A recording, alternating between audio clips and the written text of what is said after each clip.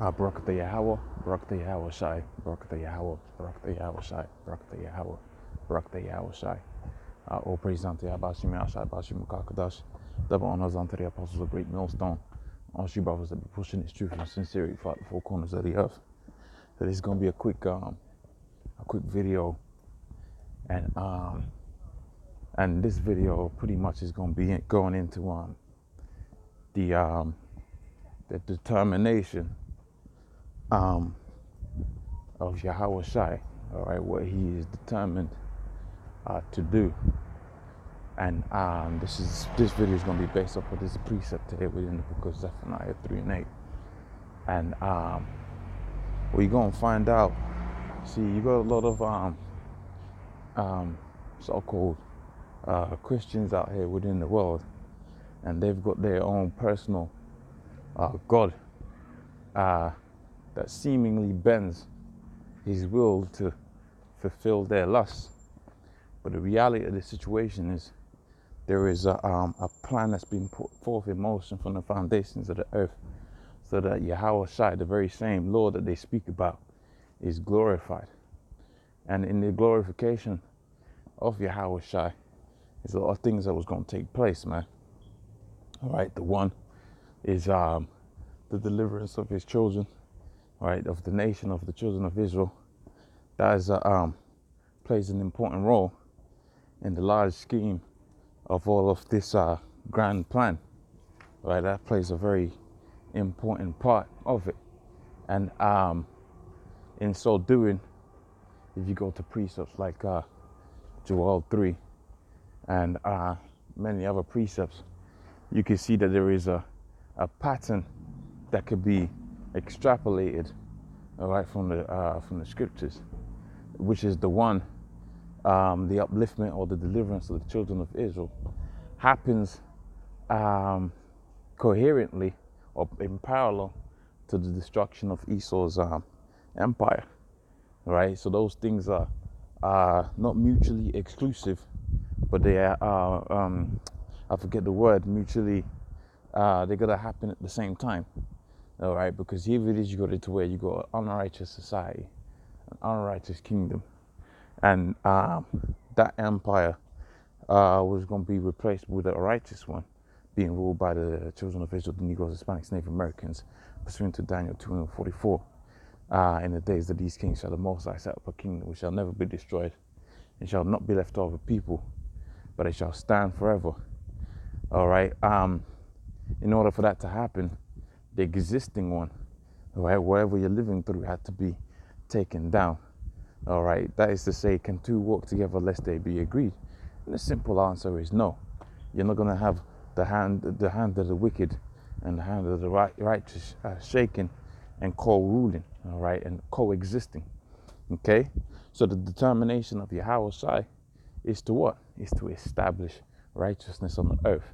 But in order to do that, the foundations that are here right now are gonna have to be what? They're gonna have to be overturned. All right, and it's gonna be what? It's gonna be turned to the right way up, because at the minute it's upside down. That's within the book of Isaiah.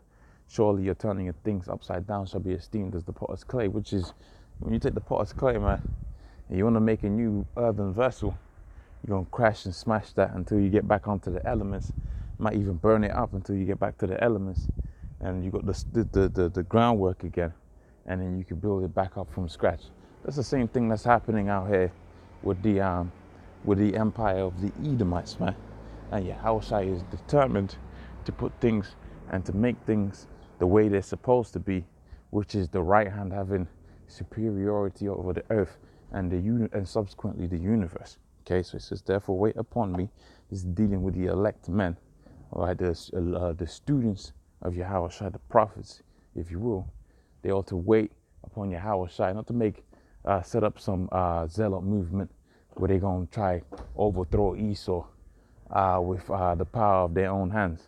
Yahweh Shai, the Most High, ain't dealing with that, right? The Most High said, wait ye upon him.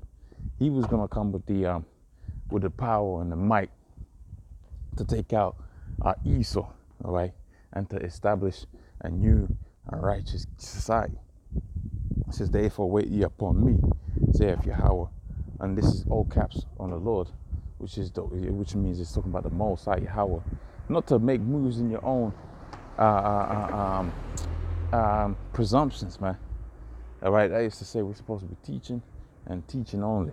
That's the job, is to teach and to wait. All right, to teach and to wait. All right, that's the only thing you have to do, teach and wait. And how you know it's going to be the time? Well, you're going to see that big chariot, fat chariot in the skies at the appearing of the Lord's. Okay, and that's basically going to be, I mean, there's going to be there's going to be many signs. The chip's going to be a sign. All right, we heard about, the scripture talks about how there's going to be signs within heavens. So there's a lot of chariots spotting signs and all that.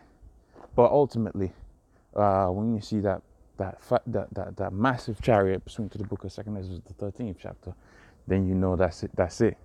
All right. Therefore wait ye upon me, saith Yahweh, until the day that I rise up to the prey.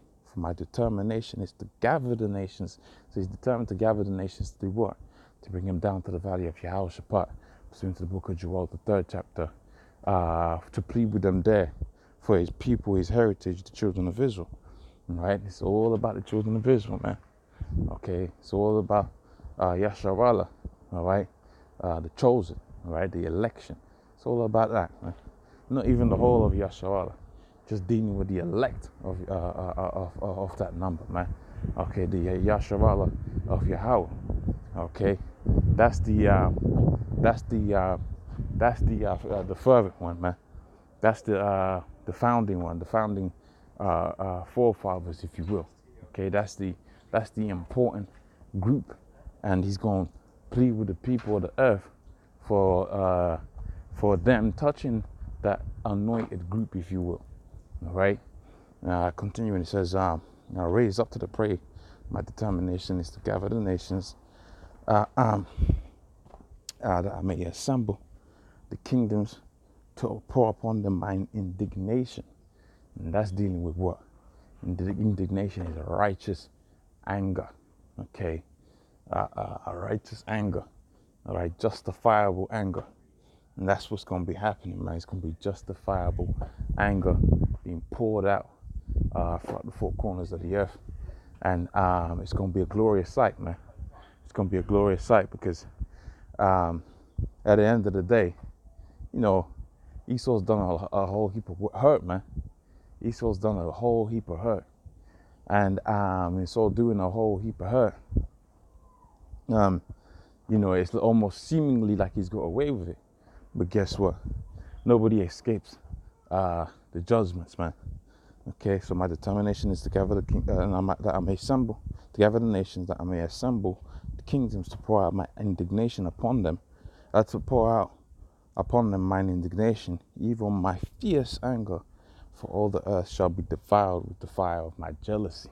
So you touch the elect of Yahweh Bashim Yahushai. All right, the Lord was going to open up. All right, he's going to open up on you people, man.